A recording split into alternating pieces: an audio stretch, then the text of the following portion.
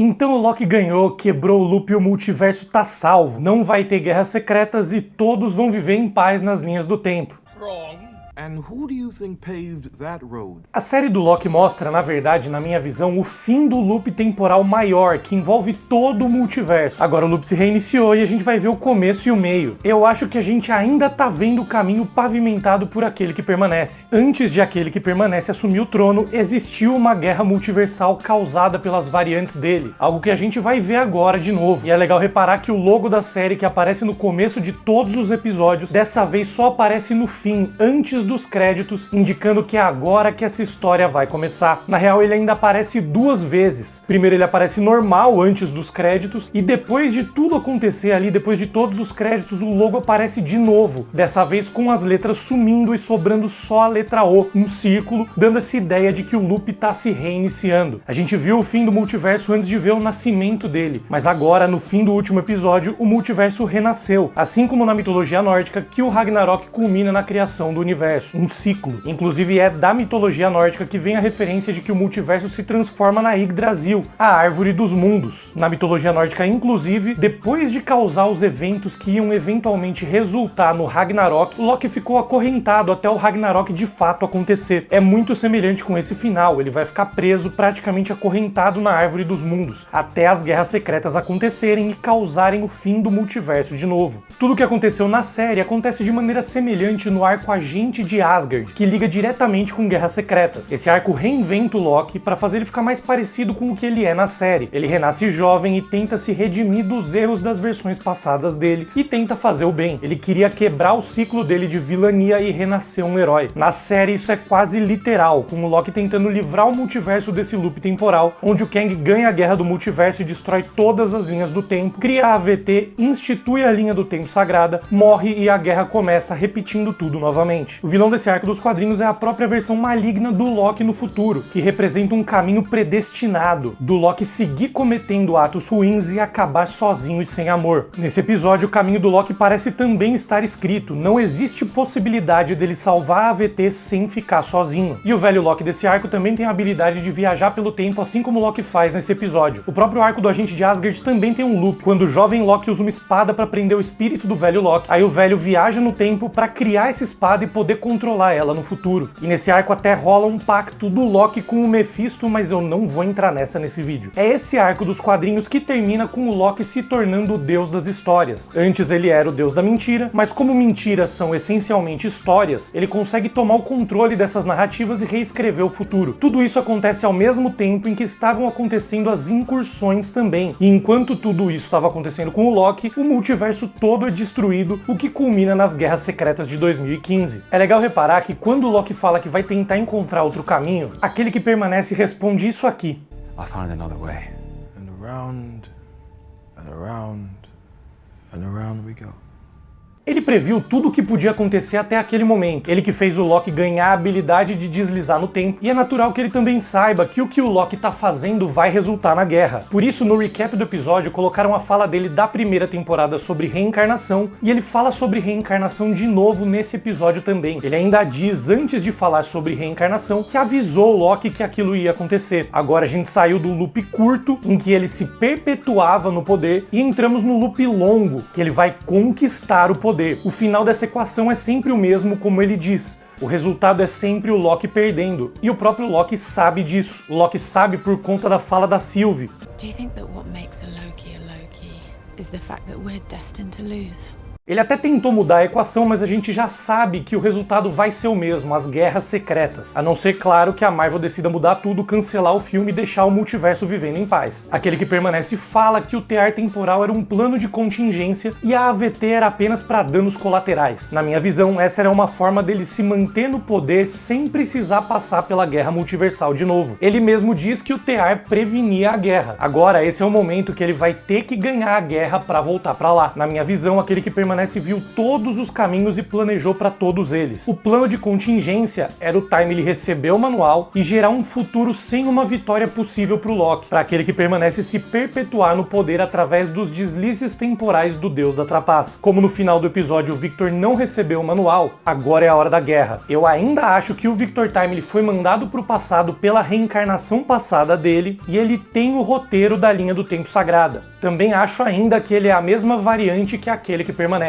Por isso ele olha para a janela mesmo sem receber nada. Na minha visão, ele sabe que se receber o manual naquele momento, ele vai seguir o caminho da destruição do Tear. E se ele não receber, ele vai para a guerra para conquistar o multiverso. É por isso que durante todo o episódio, o Loki estava finalizando as frases de todo mundo, já que ele tinha vivido tudo aquilo antes. Mas no fim, o Victor Time ele finaliza as frases do Loki, indicando que ele também sabia o que ia acontecer. Também vejo que a imitação do Victor Timely que aquele que permanece faz é um indício de que aquilo era tudo atuação e Victor Timely realmente era a reencarnação de aquele que permanece no passado. Ele interpreta o personagem que ele mesmo criou. E esse episódio mostra que ele é o tipo de pessoa que planeja para qualquer situação. Eles sincronizaram a cena do elevador da primeira temporada com uma desse episódio, bem no momento que o Jonathan Majors estava coçando o nariz para dar essa ideia de continuidade. Na primeira temporada a Sylvie ataca ele por trás e ele usa o Tempad para ir para trás dela, mas aqui ele se vira para olhar o Loki e desvia sem usar o Tempad, aproveitando que o próprio Loki segura o braço da Sylvie para não atacar ele. Isso mostra que ele também já viveu esse momento e sabia que se o Loki fosse parar lá com deslizes temporais, era assim que as coisas aconteceriam, e ele já tinha planejado também para essa situação. E tem uma das falas do Loki que parece que deixou aquele que permanece confuso. É uma fala retirada de um poema de T.S. Eliot, chamado Little Gideon, que faz parte de uma coleção de 4 poemas que falam sobre o tempo, passado, presente e futuro. A fala completa no poema que o Loki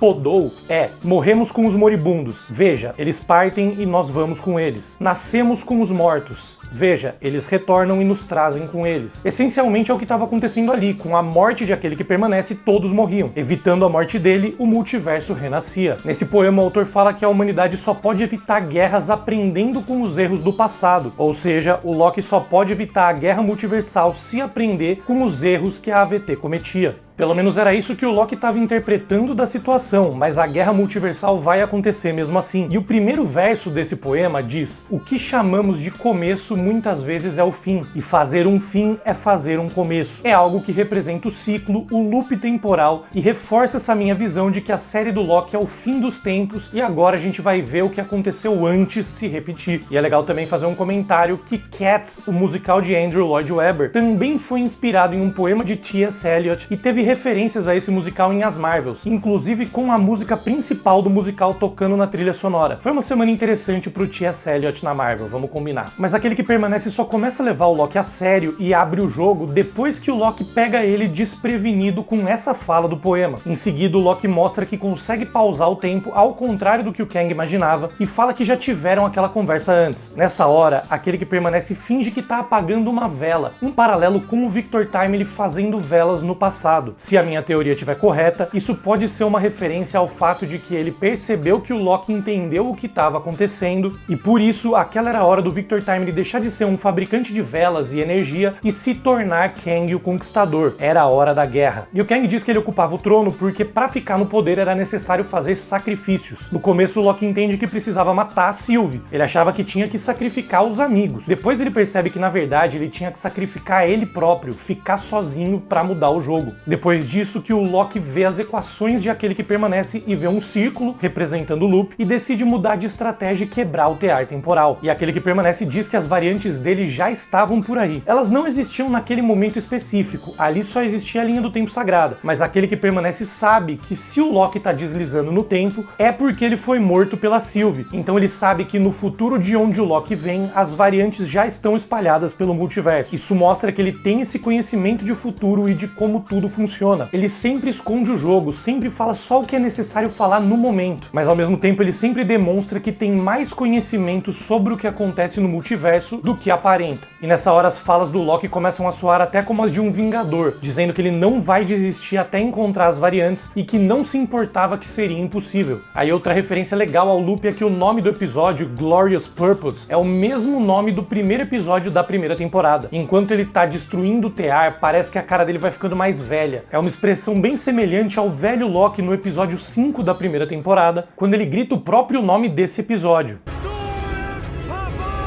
E até as duas cenas estão enquadradas da mesma maneira. O recap desse episódio também começa com o Loki falando no primeiro filme dos Vingadores que estava fadado a um propósito glorioso. É a primeira vez que ele fala isso no MCU. Quando ele está sendo interrogado pelo Mobius e volta pro passado, o Mobius explica que a maioria dos propósitos são mais fardos do que glórias. Ao invés de um propósito glorioso, aquele ato no final é um fardo glorioso e o Loki vai ficar preso ali. E bora falar dessa cena que é uma das mais lindas de todo o MCU. Primeiro que o Loki fala pra Sylvie na cidadela que a última coisa que ele quer é um trono, e é justamente um trono que ele termina o episódio. Ele estava destinado a ficar sozinho e teve que reviver uma das piores memórias dele em loop, o momento que Sylvie matou aquele que permanece e causou séculos de preocupação pra ele. Isso é igual ao que aconteceu com ele na cela temporal e a cena da tortura da primeira temporada. Lá ele também tentou quebrar o loop de várias maneiras, mas não importava o que ele falasse pra Sif, o resultado era sempre o mesmo. E é ali que ela fala também que ele ia sempre ficar sozinho. I hope you know you deserve to be alone and you always will be. Antes de ir pra plataforma, o Loki fala pra Mobius e Sylvie que ele sabe qual deus precisa ser por eles. Mobius e Sylvie foram enquadrados na janela pro Loki poder falar pros dois ao mesmo tempo, dando mais peso pra cena. E essa fala com o Loki também tem um paralelo com o fim do primeiro filme do Thor, quando ele tenta se justificar pra Odin. I know what kind of god I need to be.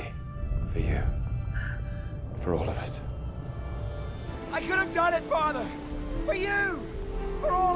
Naquela época ele não estava sendo sincero, tudo que ele estava fazendo era por ele próprio. Agora, realmente ele estava fazendo pelos outros. E quando ele começa a caminhar pela plataforma, ela lembra a Bifrost destruída no primeiro Thor, quando o Loki se joga depois dessa fala para Odin. Só que agora tem um caminho para ele seguir, quando naquela ocasião não existia nenhum. E o Loki passou muito tempo em busca do Tesseract, uma joia que apareceu pela primeira vez no primeiro filme do Capitão América, nos países nórdicos e dentro de um mural que representava a Yggdrasil. Depois de muita busca pelo Tesseract, o próprio Loki foi parar dentro da Árvore dos Mundos, de onde a joia tinha vindo. Em Vingadores, o Coulson falou pro Loki que faltava convicção pra ele. O Loki estava perdido antes, mas agora ele finalmente tá certo do que tem que fazer. No caminho, a roupa dele começa a se refazer. É uma roupa verde com uma coroa enorme com chifres. A coroa é feita do mesmo material que a cidadela. E quando o Loki segura as ramificações mortas e começa a dar vida pra elas, ele consegue abrir um portal pra cidadela. A cidadela e a AVT não ficam no mesmo lugar, como eu já vinha dizendo, mas ali um portal se abre, igual acontece na primeira temporada, quando ele e a Sylvie encantam a Lyoth com a ajuda do velho Loki distraindo a criatura. O Loki segura as ramificações no braço, tentando salvar o multiverso. Algumas das ramificações se tornam até parte da capa dele. Esse esforço que ele faz para manter tudo é semelhante ao do Homem-Aranha tentando salvar a balsa no primeiro filme do Tom Holland, ou da variante dele, do Tobey Maguire, tentando salvar o trem. E todo o ouro daquele padrão Kintsugi da cidadela remendada começa a ir na direção do trono. Mais uma pista do loop. A gente tá indo pro ponto quando a cidadela nunca tinha sido destruída ainda. Aí começa a formação da Yggdrasil. As raízes embaixo parecem estar mortas, muito mais escuras, mas com essa energia do Loki dando vida para as realidades, a parte de cima floresce. A energia que o Loki usa para reviver essas ramificações mortas é bem verde, algo que condiz com o próprio personagem e também com a joia do tempo. E no topo começa a florescer um multiverso com cores mais roxas. Lembrando que verde e roxo são as cores tradicionalmente usadas pelo Kang, é mais um detalhe que a Marvel usa para mostrar que não tá tudo resolvido no multiverso não. É aí que o Loki se torna o deus das histórias. Como eu comentei, é um arco que liga com Guerras Secretas. Essa cena, por exemplo, também lembra o que o Reed e o Franklin Richards fizeram no fim das Guerras Secretas, recriando o multiverso. Naquela ocasião, as incursões resultaram na morte de todas as realidades e apenas uma sobreviveu, com o Doutor Destino agindo como Deus Imperador daquela realidade e controlando tudo, exatamente o que aquele que permanece fazia. Depois da guerra, o Quarteto Fantástico começou a recriar o multiverso, dando vida para novas realidades que tinham sido destruídas, igual ao que o Loki faz aqui. Aliás, quando a Sylvie fala que viveu em apocalipses e às vezes é ok destruir as coisas, é nesse momento que o Loki percebe que teria que destruir o tear. E na AVT, os pôsteres agora estão regando a Árvore dos Mundos ao invés de podarem ramificações. Agora a linha do tempo está na vertical e não na horizontal lá no monitor como era antes. Ela está crescendo para cima e tem espaço para várias ramificações. Esse pôster de agentes regando é um paralelo interessante com o mural dos Timekeepers podando as ramificações. O Mobius fala para deixarem os murais murais porque quem esquece do passado está fadado a repeti-lo. Essa fala tá ligada com a do Locke e o poema de T.S. Eliot. Era exatamente o que a AVT fazia antes, inclusive. Eles não tinham memórias do passado e se mantinham cometendo sempre os mesmos erros. Mas eles vão deixar os murais, então esses murais já vão estar lá quando aquele que permanece retornar. Deixarem os murais pode ser ainda mais uma pista de que tudo está pré-determinado. E isso liga também com a cena que o Mobius vê a versão dele da linha do tempo brincar com os filhos. Ele diz que os prisioneiros estão no controle do asilo, uma referência ao momento atual da AVT, com os agentes que antes eram prisioneiros manipulados pelo Kang, né, pelos Timekeepers, agora tomando controle da parada. Agora a AVT tá mais alinhada com os quadrinhos, onde eles apenas trabalham para julgar os personagens como Kang, que prejudicam o multiverso, ao invés de evitar a existência desses personagens. E o Mobius fala que ele vai deixar o tempo passar. Ele passou a vida na AVT onde o tempo passa diferente. A fala dele corta direto para a árvore do Loki, ramificações verdes como a joia do tempo e esse tempo passando em diversas realidades do multiverso que não são mais podadas. Deixar o tempo passar também pode ser uma referência ao fato de que a Marvel não tem pressa para explicar as coisas e tudo só vai ser realmente explicado no fim da saga do multiverso, lá em Guerras Secretas, lá para 2027 e 2028. E no fim do episódio a Ravonna acorda no limbo. Atrás aparecem a pirâmide e a esfinge que apareceram no limbo na primeira temporada. Essa esfinge tem nariz, enquanto no mundo real o nariz se desfez. E na primeira temporada ela apareceu mais de perto e parecia até ter o rosto do Jonathan Majors, fazendo referência ao Ramatut. Nos quadrinhos ele usa uma esfinge com nariz como veículo para viajar no tempo. No chão tem o mesmo emblema que o Mobius passa por cima um pouco antes. Alguma era da AVT foi podada também. Talvez essa própria era pacífica que a gente tá vendo seja podada para a volta do aquele que permanece e dos Timekeepers. E a Renslayer parecia estar olhando diretamente para Alioth, o que é mostrado pela luz roxa refletida nela. Mas ela nem morreu nem capturou Alioth, cortaram antes para deixar a história dela daqui para frente em aberto. E vale lembrar que na primeira temporada foi explicado que a AVT não monitora o limbo, eles não conseguem ver o que acontece lá. Aí é legal falar sobre o relatório sobre uma variante de aquele que permanece que o Mobius recebe no fim do episódio, que teria causado em um reino adjacente do 616.